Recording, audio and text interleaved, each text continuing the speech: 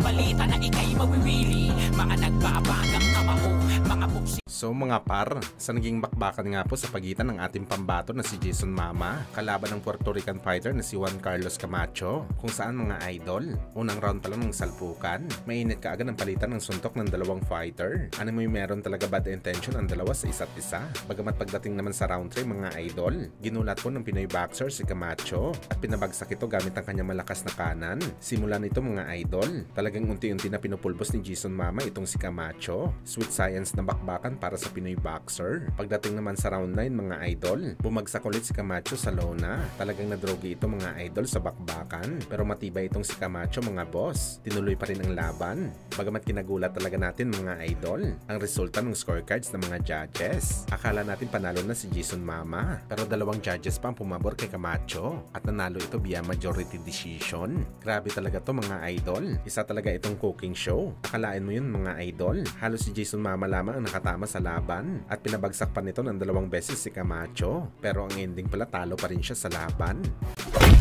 Samantala makakalaban ni Naoya Inoue sa December na si Sam Goodman. Puspusan na ang training sa kanyang pinakamalaking laban nito sa kanyang karera. Sa katunayan nito mga idol, bukod sa pinapatibay ni Sam Goodman ang kanyang sikmura para sa body shot na ibibigay sa kanya ni Inoue sa bakbakan, ay kinuha rin pala ni Goodman mga idol ang junior lightweight title contender na si Liam Wilson. Sa mga hindi po nakakaalam mga idol, si Wilson po nagpahirap dati kay Emmanuel Navarrete. Isa talaga ito sa mga natural na power punchers sa 130 pounds. Kaya asahan talaga natin mga boss ang matibay na Sam Goodman sa laban nito kay Inoue. Talagang pinaghahandaan ng mabuti ng Australian fighter ang laban nito kay Inoue. Alam na alam kasi nito mga boss na ang lakas lang talaga ni Inoue ang pangunahing dadali sa kanya sa laban. Kaya kumuha ka agad ito ng mas malakas pa kay Inoue na sparring mate. At isang magandang game plan nito mga idol para kay Sam Goodman. Dahil kapag kinaya na saluin ni Sam Goodman ang malalakas na kamao ni Inoue, talagang tatagal ito sa laban at tatapusin ang 12 rounds. Kung saan dito siya merong tsansa na manalo. Dahil nga isa itong outboxer sa kalaban, yung mahilig manalo sa puntusan.